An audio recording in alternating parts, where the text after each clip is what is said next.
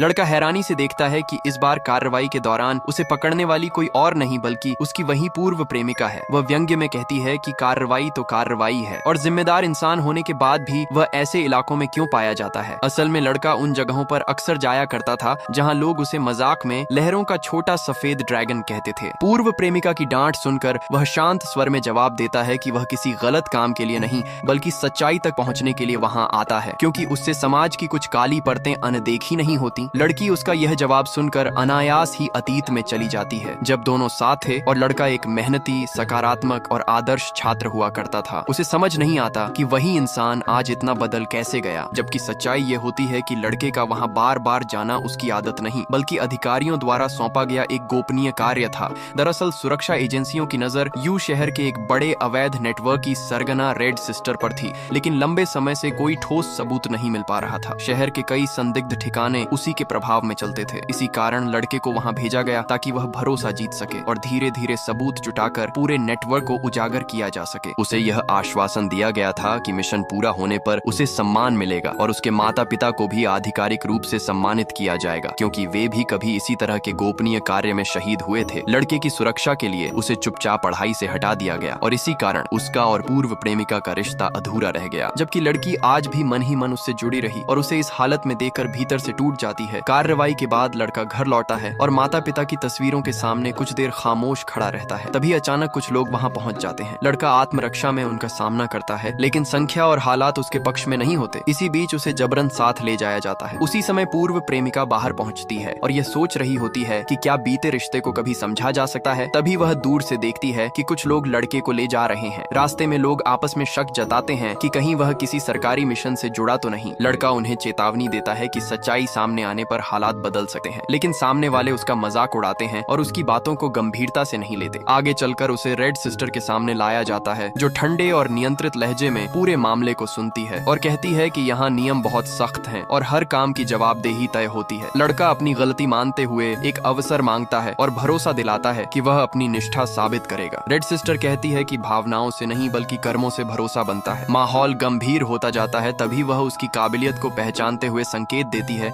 कि अगर वह खुद को साबित कर दे तो शायद उसे एक दूसरा रास्ता मिल सकता है। यहीं से कहानी एक नए और निर्णायक मोड़ की ओर बढ़ जाती है।